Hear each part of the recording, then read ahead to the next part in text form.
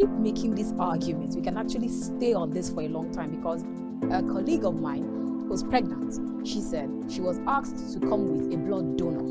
Now, if it happens that she doesn't use the blood that he donated, or she doesn't need the person's blood, or if they had to buy blood, a pint of blood, but then she didn't use it, they'll have to sell it to someone else. But you forgot that someone donated his own blood freely. That's the argument that the selling could be a part or a means of recouping expenditure made in treatment and preservation. Now, my argument here is let the cost be drastically reduced to cover that treatment and preservation, the screening and preservation. If someone comes to donate blood, they are going to screen even before you start donating. Actually, they are supposed to have screened and ensure that it's going to match.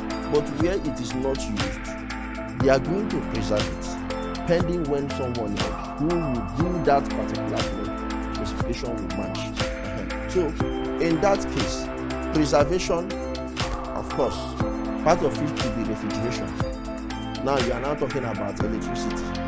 Then you now talk about gas or petrol, given the electric nature of our own self-generated power. So you now see where that cost comes. So who is supposed to bear the cost? Now my argument is, if the hospital is selling, let it be reduced to the cost of preservation and screening. But if someone donated a pint of blood freely, willingly to save a life, and that blood is not used, and another patient who now needs it, that patient is still a life that should be saved. So if you now come and say the patient must pay 20,000-30,000 naira, depending whether it's a private or public hospital. So for me, I will not subscribe to that. But if you are saying the patient should pay 3,000, 5,000, for me it makes sense.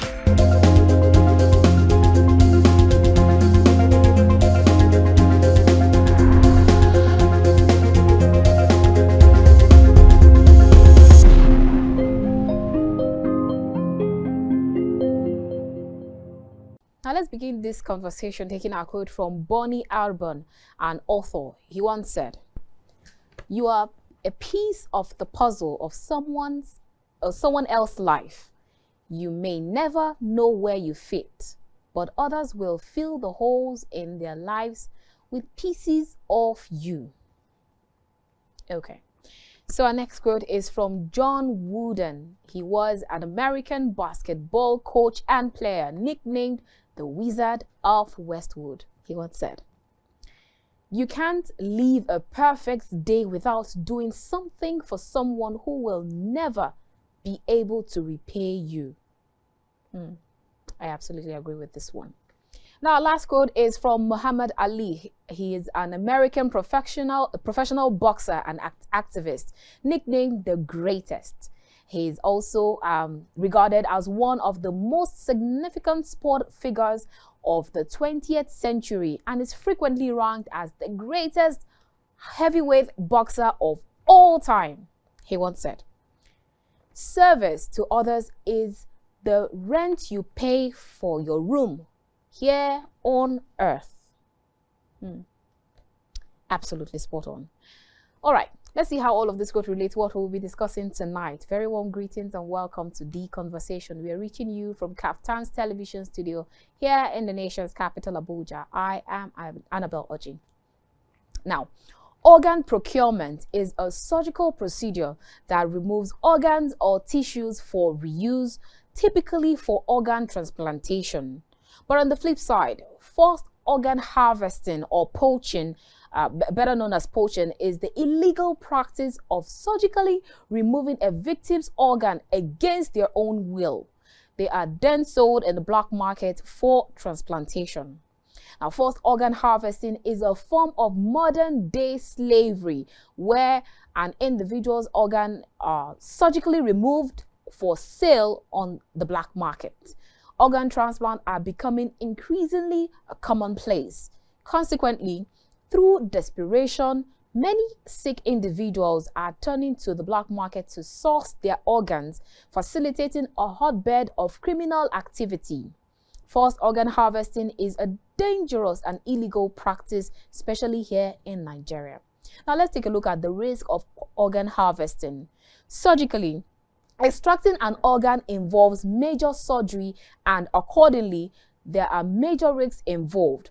Whilst the extraction of some organs, frequently kidney, is performed on living donors, it poses a substantial risk to life and subsequent quality of life.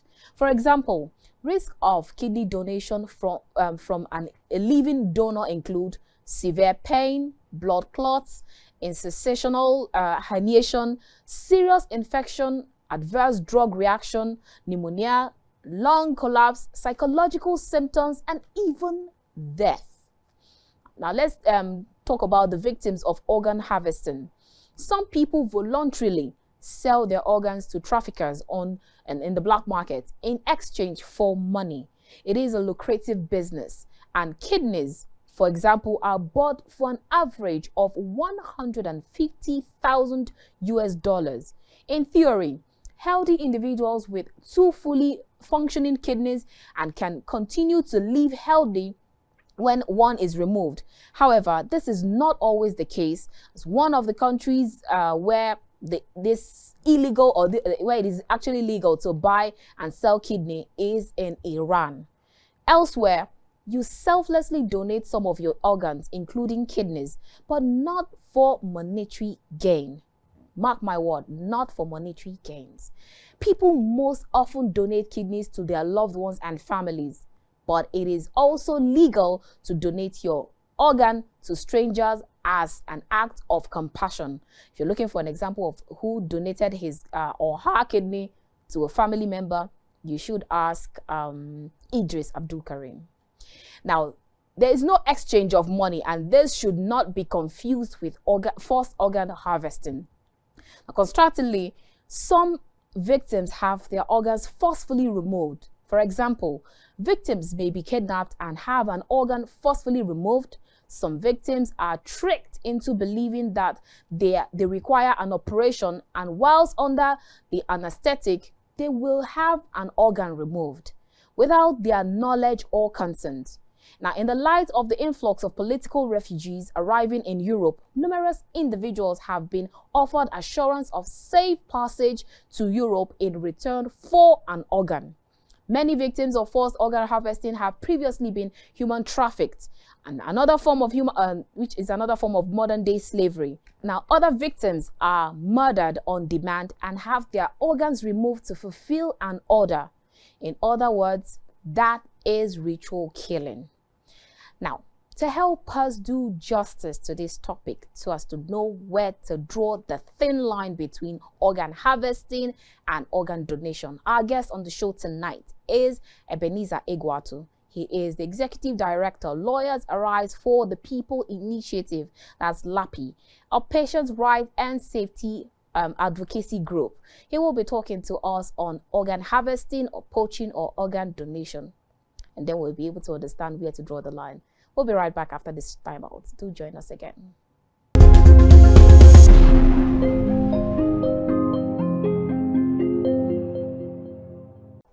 If you just joined us, this is The Conversation. We are reaching you from KAFTAN's television studio here in the nation's capital, Abuja. Now we are ready for the interview. Our guest on the show tonight is Ebenezer Egwuatu. He is a patients' rights and safety advocate. You're welcome to the show. Thank you. It's great to have you again. Same here.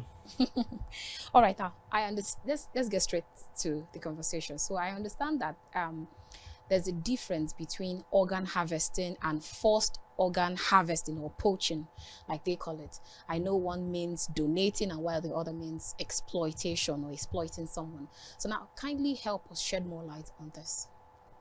Okay. When we talk about organ donation, we are talking about legal, the one that is allowed within the ambit of the law to surgically remove an organ, a tissue from a living person, transplant to another person for the purpose of saving the life of the latter. Okay. So it is medically allowed. It is legally allowed. That's when we're talking about organ donation. But when we talk about organ harvesting, it is the illegal removal of a person's organ for the purpose of making money out of it, either selling it to another person or maybe using the product to manufacture or for experimentation, but it is illegal. That is the underlying word. For the first one, which is organ donation, there's a procedure, primary of which is that the consent, informed consent of the owner, or of the donor rather, should be obtained. So that means the donor should be explained to what he is about to do.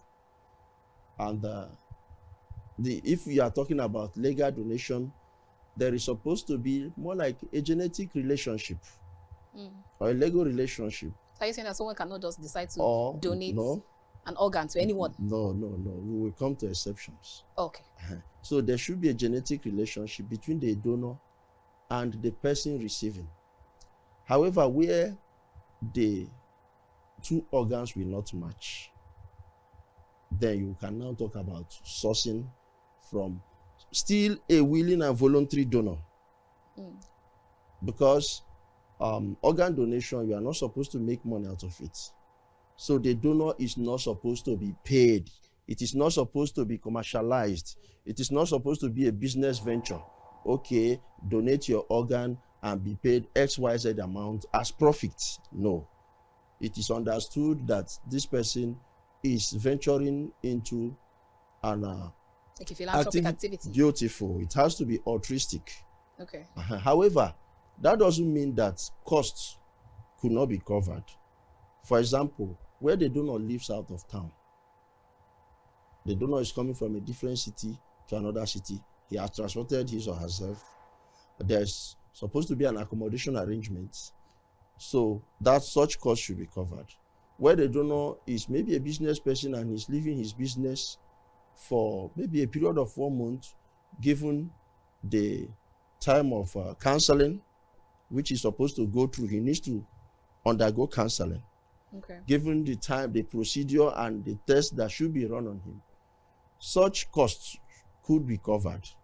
But you do not expressly enter into a contract, strictly speaking, or a business agreement that, okay, I'm going to donate my organ, you are going to pay me XYZ amount. So for me, it is now a business venture, a profit-making venture. It is not supposed to be. Whereas on the converse, if you're talking about trafficking, a lot of factors come to play. There could be deception, there could be coercion. The person may not even know what he's going into. His consent may or may not be obtained. So that's basically the difference. Remember that for donation, the donor is fully aware, he's counseled, and his consent is obtained. For trafficking, here we call this person a donor. The other hand, we call the other person a victim. Okay. Because he doesn't know. He could be tricked into, okay, come, this, that happens. At the end of the day, the person's organ is harvested against his wish.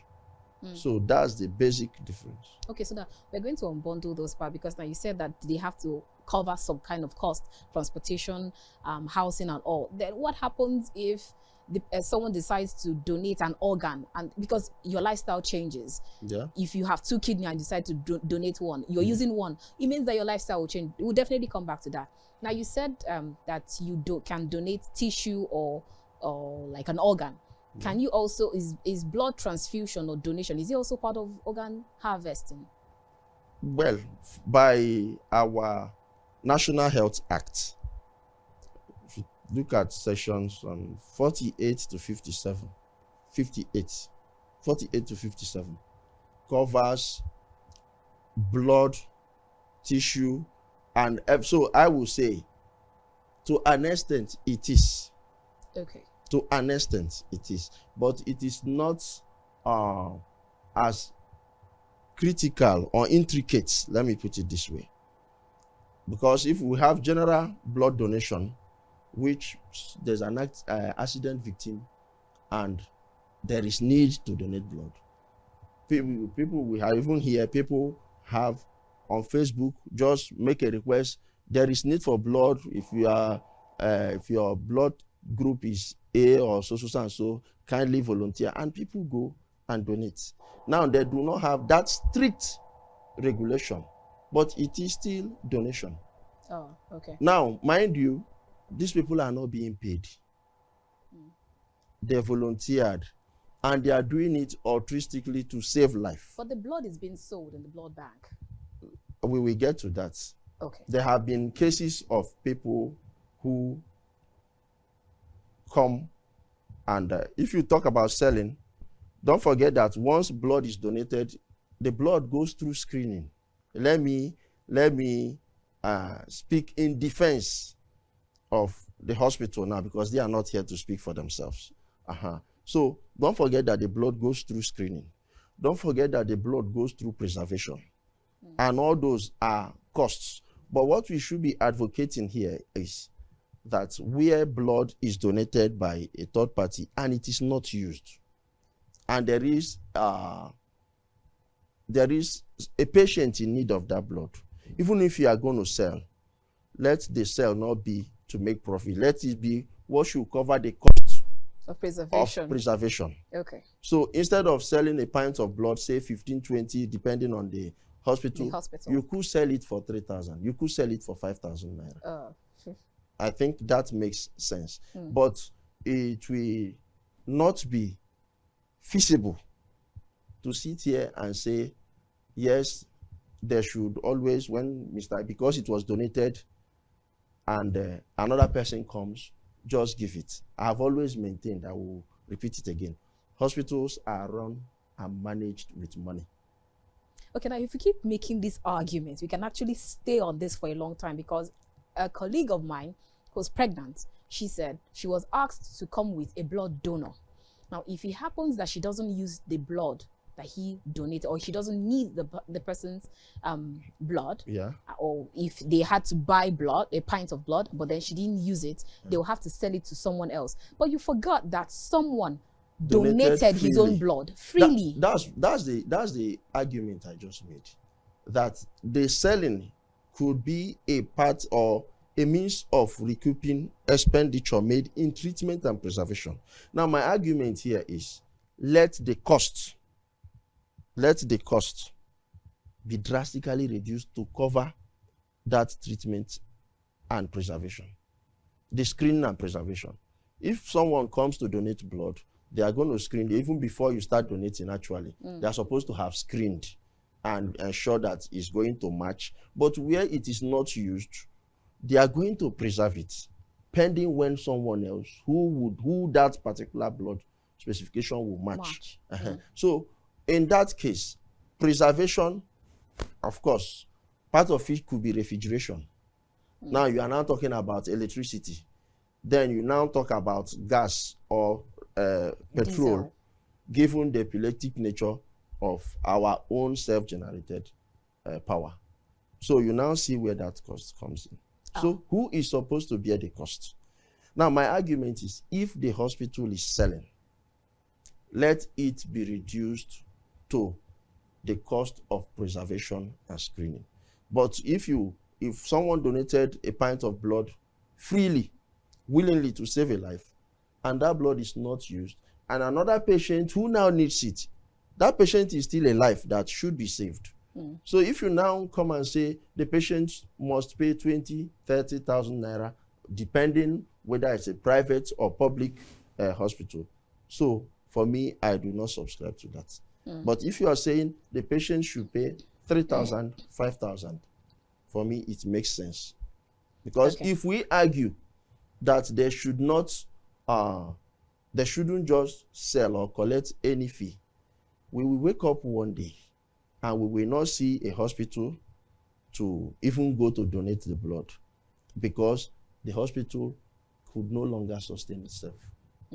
But then you still have the patients who donated the blood, and then he needs to recoup he just donated a pint of blood. Yes. So he needs multivitamins, he needs all of the things that he needs. I think, I wouldn't say I am aware. I think that persons who donate blood are usually advised on what to do, maybe the kind of food they should take to quickly have their blood level back.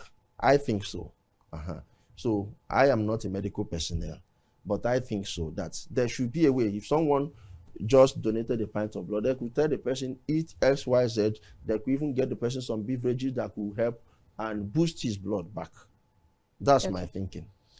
All right, so let's just leave that one, because like I said, if we keep at it, we might just stay on for a long time, because the person will actually tell you that, so that I'm the one that is supposed to bear the cost of donating, coming now and all. There's an underlying word. We talked about altruition. It is an altruistic act. You are saving a life.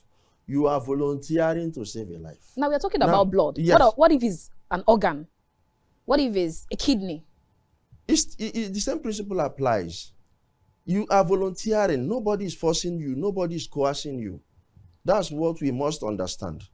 Okay. If the need arises and you say, I am not donating, nobody will beat you. Now, if we are talking about kidney, science has proven to us that a person can actually survive, live out his lifetime with a healthy kidney. One, we know there are two, a pair. But where the need arises and one goes bad, I'm even talking about the patient now, and one goes bad, the patient, that one that goes bad could actually be removed. And the patient lives out his life with one without requiring a kidney transplant or replacement. But where the two collapses and there is need, or diseased and there is need, the two can't carry that patient and there is need to transplant, a donor is giving out one. Provided that the two kidneys are healthy, the donor can survive with one. Okay. So if the donor couldn't, because you can't sacrifice your life for the other now, assuming one could not see the donor through his lifetime. But science has told us, medicine has shown us that a donor can actually survive with one kidney. That's why he's able to donate one. Okay, now, so what are the organs? What organs are commonly harvested? I'm going to ask you two questions and I'd like you to take them in one breath. What organs are commonly harvested and what are the effects of this harvesting? Because truth is, a lot of people don't know that when they sell one of their organ, like I said before, there's a lifestyle change, either positive or negative. So it means that you must need enough money to keep up with at least the lifestyle change, so as to you have so much stress on the other organ. That's what we were told, though, that you have so much stress especially for kidneys. So now you have so much stress on that organ, so you need enough money or to at least keep up with that one, so you can you will end up enjoying the money for those people who had to sell. Because yes, you said that you have to do it voluntarily, but you still have the black markets. You still have people going to look for organs. In other countries, you have people where there are lines of people where they're expecting to get an organ. So it means that people still sell. Now, in Nigeria, selling an organ is an offense. You don't sell. It is trafficking. What you are talking about now, you have crossed the border into organ trafficking. You are no longer within the realm of organ donation. Oh, okay. If you are talking about sell, you are talking about organ trafficking. And that is an offense. I think section 20 of the Trafficking Persons and Prohibition, Enforcement and Administrative Act, yes, makes it an offense. In fact, section 21, 22 and 23. One talks about procuring, helping to organize, arranging by whatever means, either deception or even payment, inducement to get somebody. It's an offense. B talks about the act of selling or buying. It's an offense. C talks about the act of trafficking or delivery. It's an offense. And each of these offenses attracts a fine of 5 million naira or a jail term of not less than 7 years. Okay. So if you are That's in Nigeria. in Nigeria, yes. So it's an offense. If we're talking about donation, even the cost when someone donates, as you said, and there is a life change, it is part of the cost that could be incurred and should be taken care of. By who? By the recipients. Okay. For example, if Mr. A is going to donate his kidney, and within the next 3-4 months, he's going to be out of job or business by reason of donating his kidney to you, common sense demands that you cover his living expenses within that time frame. It's part of cost. It should be covered. But when you now calculate and say, okay, 20 million, 10 million naira will be paid for this, and the person is doing it purely out of business to walk away, if the law gets to know about it, it's an offense. So I'm trying to draw a distinguishing line. If we're talking about sale, we're already on the side of trafficking. But if we are talking about donation, we are on the side of if we are talking about voluntary donation, we are on the side of saving a life. So that's it. All right, now, so it seems as though this topic is not given the much required attention, because most times, especially in Nigeria, when an organ is ripped off, the first thing that people always rush to say, or they always jump into conclusion, they just say that it is ritual killing. Most people don't look at it as organ harvesting. So, and that has been there for decades, even centuries. But then, like we said, how much do we give attention to this? Is it, or are we just paying lip service? Because now, like I said before, when you see someone, probably one of the breasts was taken away or one of the kidneys, the first thing that people will tell you is, oh, ritual killers actually took the person. Okay. The point you made is a valid point. Now, the solution is to heighten the awareness and sensitization. Whether it is ritual killing or organ harvest, none of the two is good, because the bottom line is that the victim is dead. That's the bottom line. So what needs to be done in that case? I know that NAPTIP has been doing a lot to sensitize Nigerians on trafficking, but I think they will need to how do I put it now? They've been doing a lot, but they need to also increase the tempo and the wider coverage of what is being done. Because when you talk trafficking, organ harvest, most of them are victims of human trafficking. But when you talk about ritual killing, there is really no how to ascertain whether this person's death is as a result of ritual killing or organ harvest. Our security agencies also need to be alert, and even the community, the general populace, also need to be alert, because it is a menace that has to be jointly fought and defeated. All right, now, since inception, organ transplantation has been guided by the overreaching ethical requirement known as dead donor rule, which simply states that the patient must be declared dead before the removal of any vital organs for transplantation. So how long after death can a deceased person's organ be harvested? Now, that is a question that our law did not specifically make provision to say by this length of time, after 24 hours, after 48, or there is no such provision in the National Health Act. However, there is a provision for even a living person to write in his will that his organ could be donated to XYZ institution. Oh, interesting. Yes, our law provides for that.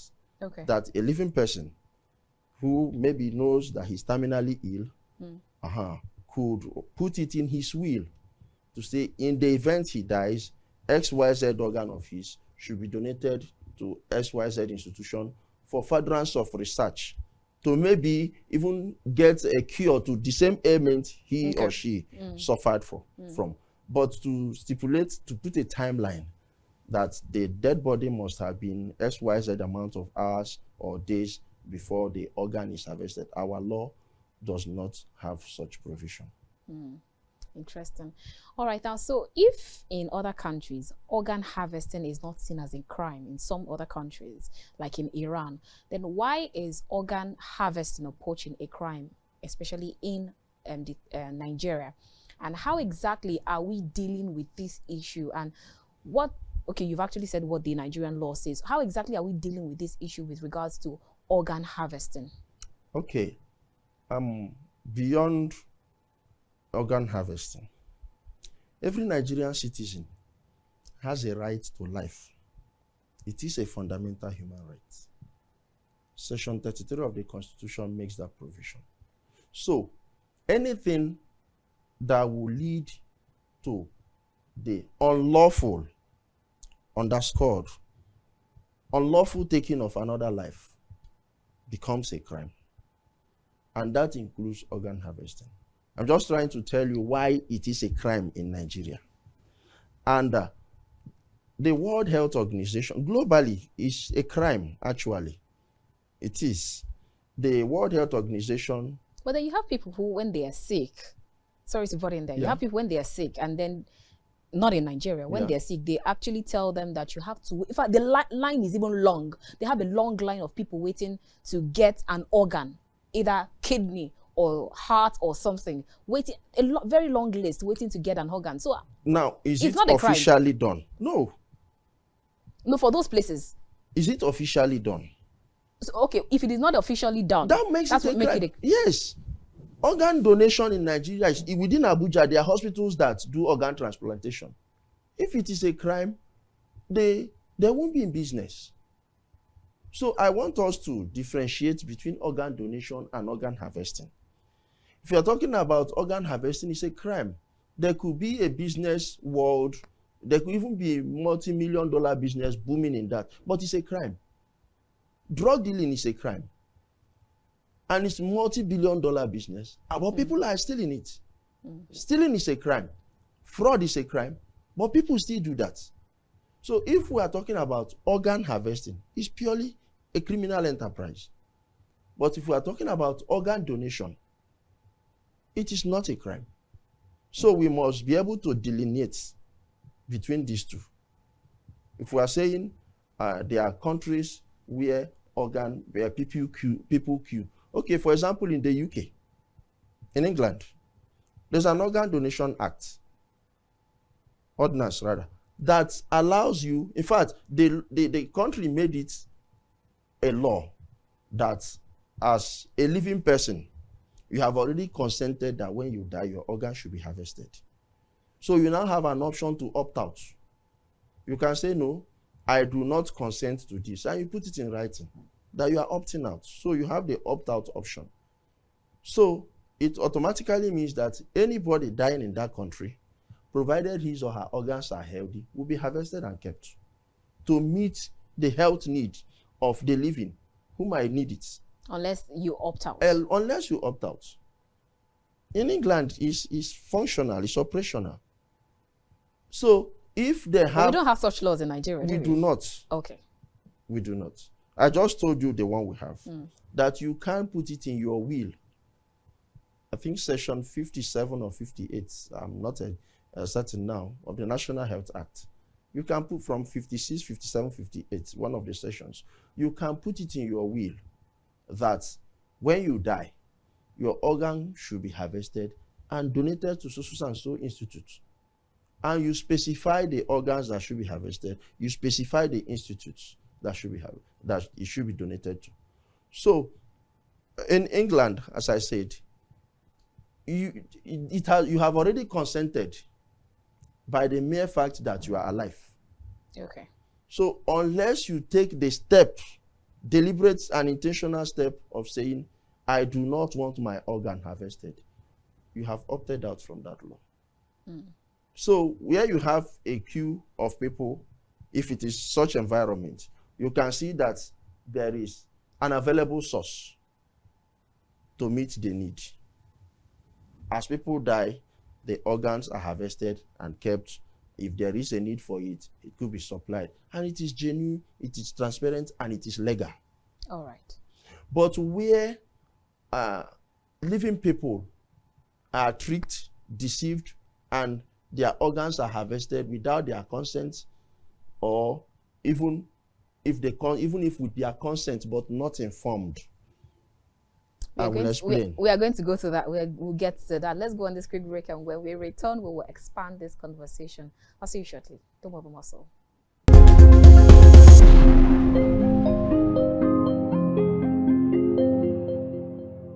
Probably you need to travel. Okay. Because now you know that sometimes you might be referred to travel out to get the transplant. Okay. And then maybe the person needs to travel. Okay. And then there's a visa. In fact, all has been done. Okay. All preparations kept, done and dusted. And then at the last minute, you can just decide, I don't want to do it again. And that's all. That's beautiful. You know why it is beautiful? That clearly shows you the difference between donation and trafficking and exploitation. It is not business. The patient wants to save a life, or the donor rather wants to save a life. The donor voluntarily said, I will do this. So it will now be coercion, it will now be force, it will now be deceit, which will ultimately become a crime to push that patient to continue to donate against his or her consent. That becomes trafficking, that becomes exploitation. The patient has a right to his or her body, or the donor. Because we can refer to him technically as a patient because he's undergoing a procedure, even though he's donating an organ.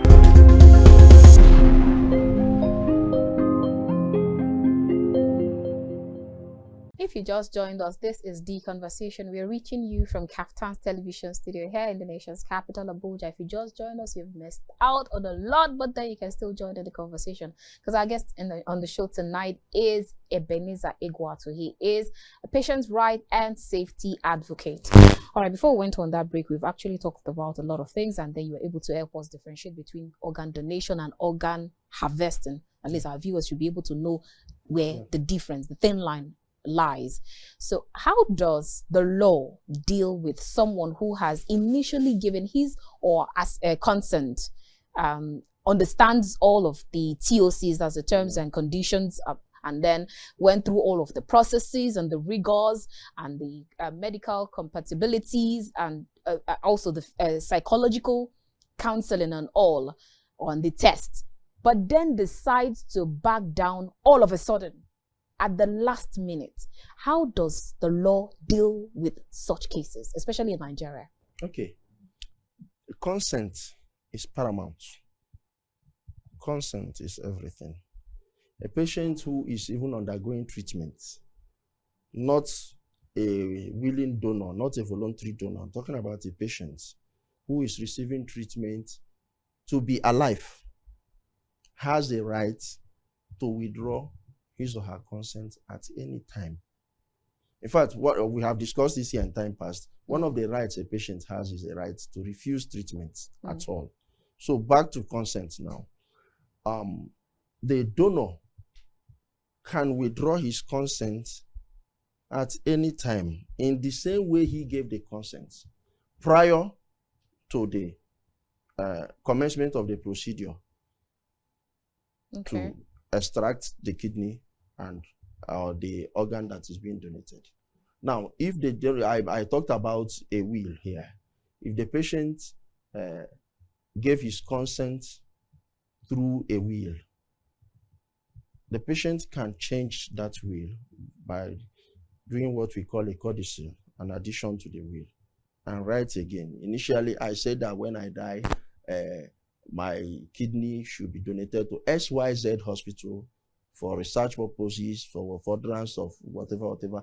Now, I am in this particular paragraph now, rescinding from that earlier donation. Yes. Even at the last minute? Yes. After probably visas and all has been done. We're talking about Nigeria. Do you need visa to be in Nigeria? No, I mean, I'm trying to say if probably you need to travel. Okay. Because now you know that sometimes you might be referred to travel out to get the transplant. Okay. And then maybe the person needs to travel. Okay. And then there's a visa. If all has been done. Okay. All preparations kept, done and dusted. Yeah. And then at the last minute, you can just decide, I don't want to do it again. And that's all. That's beautiful. You know why it is beautiful? That clearly shows you the difference between donation and trafficking or exploitation. It is not business. The patient wants to save a life, or the donor rather wants to save a life. The donor voluntarily said, I will do this. So it will now be coercion. It will now be force. It will now be deceit, which will ultimately become a crime to push that patient to continue to donate against his or her consent. That becomes trafficking. That becomes exploitation. The patient has a right to his or her body, or the donor, because we can refer to him technically as a patient because he's undergoing a procedure, even though he's donating an organ. Now, the patient, when you talk consent, the patient is the lord of his body. When the patient says, it's okay, stop, you stop. Regardless of how foolish that decision might be. Okay. Regardless of how harmless the doctor's intention or how best in the interest of the patient that intention is. So your body belongs to you.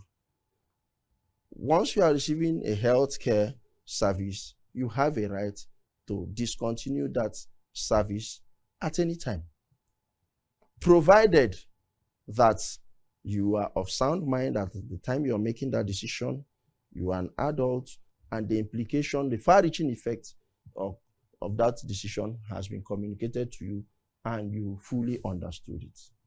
So the same is applicable to organ donation. When the donor says no, you know we are traditional people here. We are religious people here. So a lot of factors somebody can just remember that his grandfather or great-great-grandfather said in their family they die complete. So for no reason should anybody part with his part, with a part of his body. Are you not aware that there are religious sects that do not subscribe to blood donation, blood transfusion, even if it is at the risk of their own life? They don't give, they don't receive. So it is the same thing. A donor has the right to withdraw consent at any time before the commencement of the procedure. And so what happens to the patient who is on the other side waiting for him? What does the law do? Because they're already waiting and then like you're expecting. And it is not a contractual agreement. It is not business. It is not a profit-making venture. Okay. If it was, the patient would have gone to court to sue, to claim damages, to say, I have spent this money, I have done this, I have done this, I have done this, I have done this, I brought you here. Now, you must understand, for a willing donor, a voluntary donor, to all of a sudden change his or her mind, something went wrong along the continuum. It could be that the donor was not properly cancelled. And at the dying minute, there is a realization of something which the donor has not internalized and accepted as a fact or the next reality for the rest of his life. The donor pulls out. So it's not about, okay, Mr. A, come and donate. We are searching somebody. Okay, I am even willing to donate. I want to sacrifice my kidney. There is a procedure. The person should undergo thorough counseling so that he will be mentally, emotionally, and psychologically prepared for that.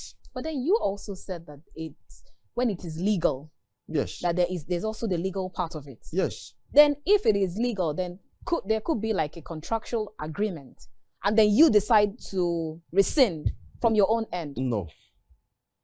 Organ donation world over It's not a money-making venture. It is an altruistic sacrifice made to help save the life of another human being. So, at no point is it a give and take. In contract, there's an exchange. In organ donation, there is no exchange. The donor volunteers his or her organ to save the life of the patient who could die if this is not done. Then there is need to bear the cost incurred in the whole process. So are you saying that at that point there's actually no point signing any document or agreeing to any that we are having a contract here? Our law has not, since it's legal. Our law has not provided for such. If you venture into that, you have crossed the line. You know, there's a thin line between donation and trafficking or organ harvest. Organ harvest and organ trafficking are just one and the same thing.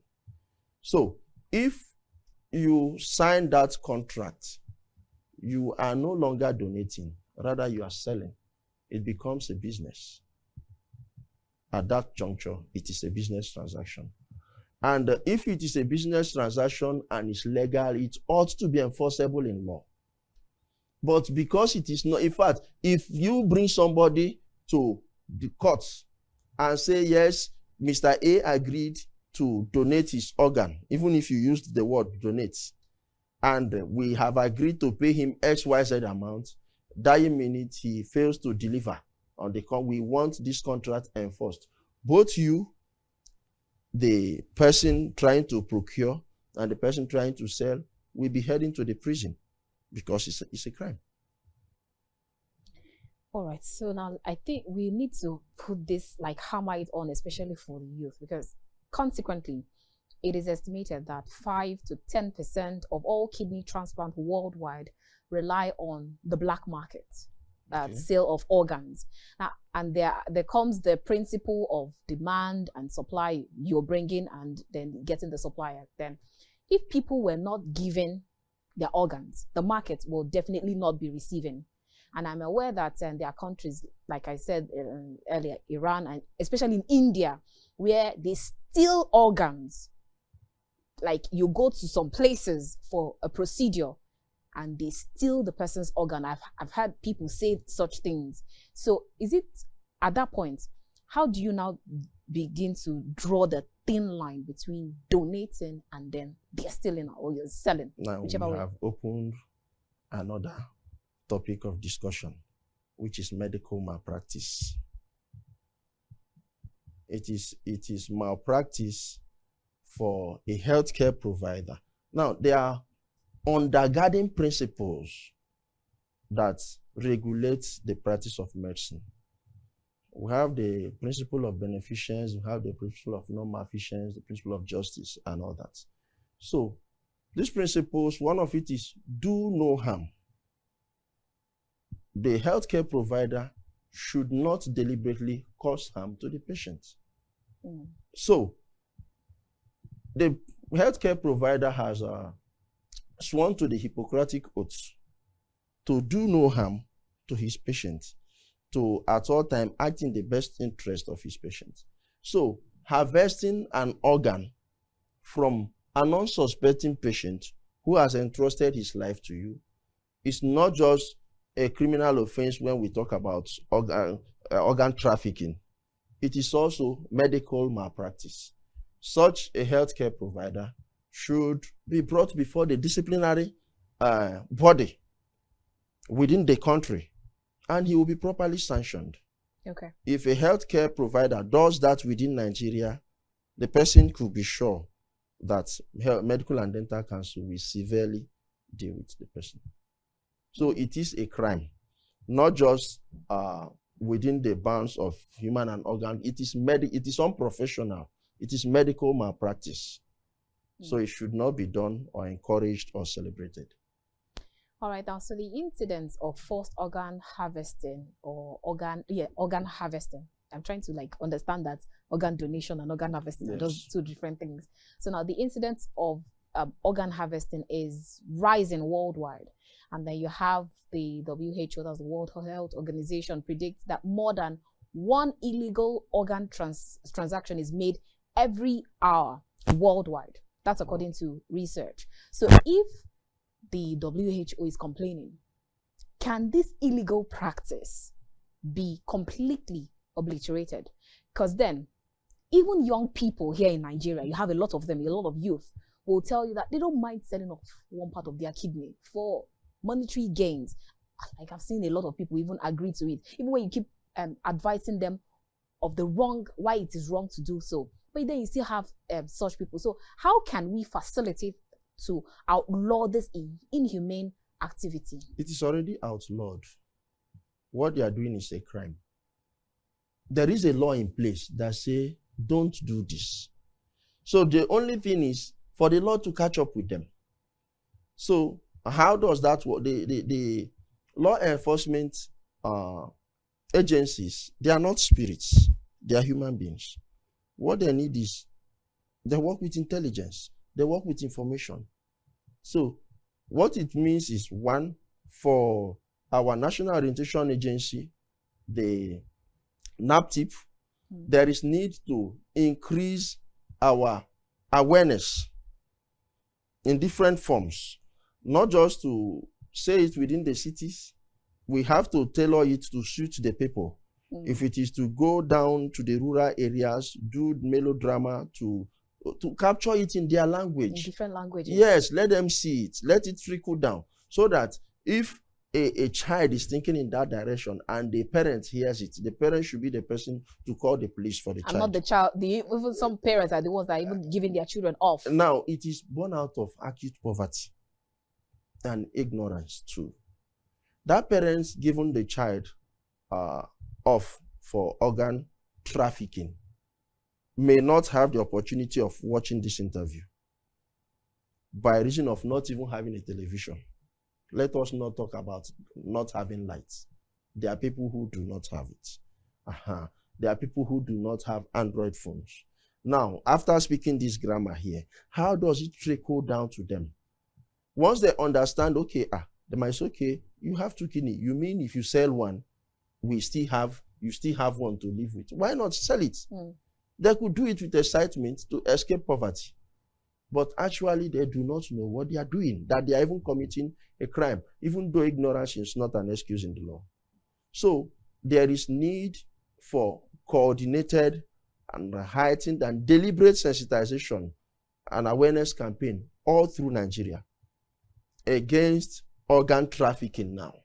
NAPTIP has done well and has continued to do well in human trafficking. But you cannot have organ trafficking without human trafficking.